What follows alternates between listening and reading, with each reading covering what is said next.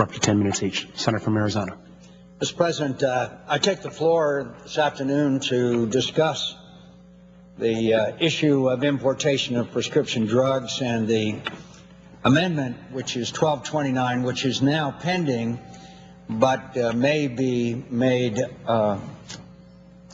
non-germane because of the vote if cloture is invoked. There's also been some discussion about the fact that I am holding up the bill because of my desire for this amendment. I'm not. I'm simply asking for 15 minutes or even 10 minutes of debate and a vote. And I understand that there's other amendments, such as one by Senator Lieberman and one by Senator Burr, also that should be considered. So I want to point out that I'm not holding up the bill nor put any hold on the legislation. The fact is that importation of prescription drugs is certainly germane and should apply to this legislation before us. Last week, the majority leader was kind enough to say that he would see about this amendment and when it could be considered, and has just informed me that he has discussed the possibility that it be brought up on the health care legislation when it comes to the floor.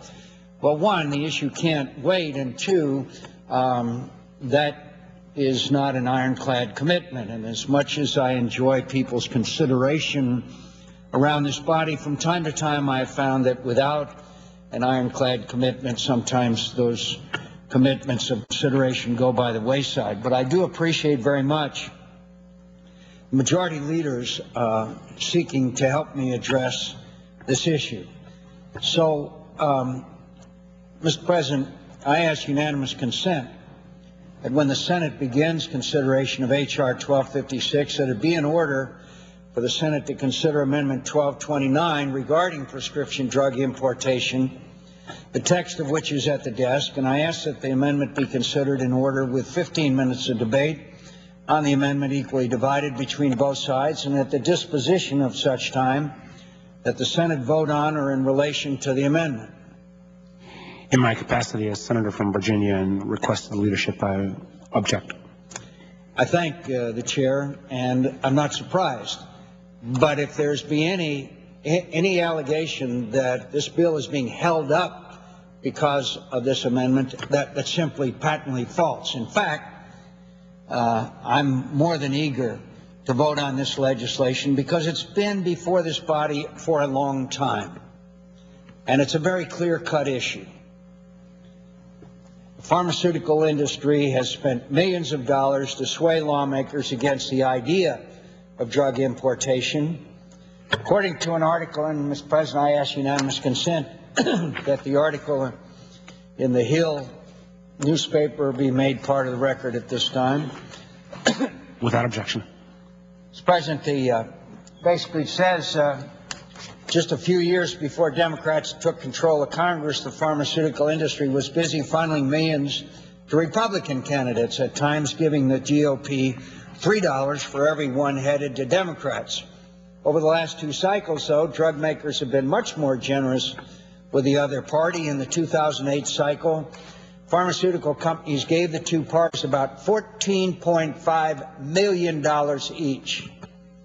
This year, the industry has given $714,000 to Republicans and $721,000 to Democrats, which helps to explain, Mr. President, the email sent by the top lobbyist for the Pharmaceutical Research and Manufacturers of America, known as PhRMA, which stated, quote, "The Senate is on the tobacco bill today. Unless we get some significant movement, the full-blown Dorgan or Vitter bill will pass.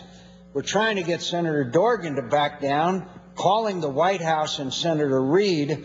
Our understanding is that Senator McCain has said he will offer regardless.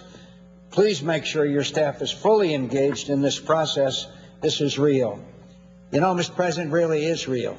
It's real that it would provide savings to the millions of Americans who've lost a job, the millions of Americans who are struggling to put food on the dinner table, and the millions of Americans who are struggling with health care costs and the high cost of prescription drugs. The Congressional Budget Office has estimated that this amendment would save American consumers $50 billion over the next decade. Let me repeat, $50 billion. And why is that? Because the Fraser Institute found in 2008 that Canadians paid on an average 53% less than Americans for identical brand name drugs.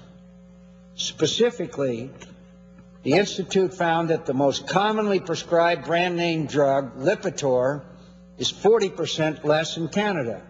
Crestor is 57% less in Canada. And the popular arthritis drug, Celebrex, is 62% less expensive in Canada. Americans would love a 60% off coupon for prescription drugs and deserve such a discount now more than ever.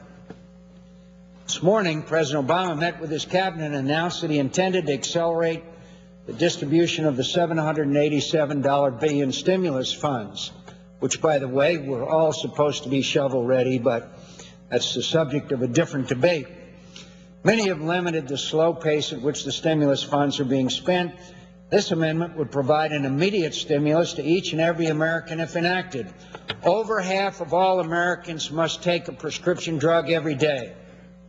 According to a 2008 poll by Kaiser Public Opinion, and millions more take prescription drugs when diagnosed with a virus or other ailment. Many Americans who are cutting household expenses can't afford to cut out the prescription drugs they must take each day for their health. We must help these Americans by enacting this amendment. You know, some of my colleagues have argued that this amendment should not be considered on legislation regulating tobacco, and my efforts to add this amendment to the bill are actually holding up the bill. Finally, the amendment is directly relevant to the underlying legislation. The bill would require the Food and Drug Administration to regulate tobacco because of its well-known negative health effects. This amendment would require the Food and Drug Administration to regulate the importation of prescription drugs from importers declared safe by the FDA. I reject any argument that this amendment is not related. Furthermore, it's well documented that smokers have higher health costs than non-smokers, so this amendment is necessary to assist those who have experienced so many health issues due to smoking. Smoking kills. I've supported stricter regulation of tobacco products for 10 years. In fact, this bill contains many of the provisions included in the National Tobacco Policy and Reduction Act that I introduced and fought for weeks on the floor of this Senate to seek passage. I don't seek to hold up consideration of the bill. I merely ask for an up or down vote on the amendment. Therefore, Mr. President, I think the American people deserve better than the monetary influence buying by pharma, an organization that has spent tens of millions of dollars to prevent the American customer, the American consumer, from being able to acquire prescription drugs screened by the FDA at a lower cost. That's what this is all about, Mr. President. It's the special interests versus the American interests, and the special interest, in this case pharma, has won rounds 1 through 9.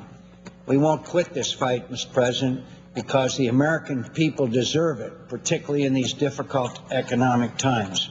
So, Mr. President, we may be blocked on this bill, we may be blocked on the next bill, but we'll come back and back and back and keep coming back. My message to the other side and those in pharma, and we will succeed in allowing Americans to acquire the much needed, in some cases life-saving prescription drugs at a lower cost to themselves and their families. That's what this amendment is all about. Mr. President, I suggest the absence of a quorum.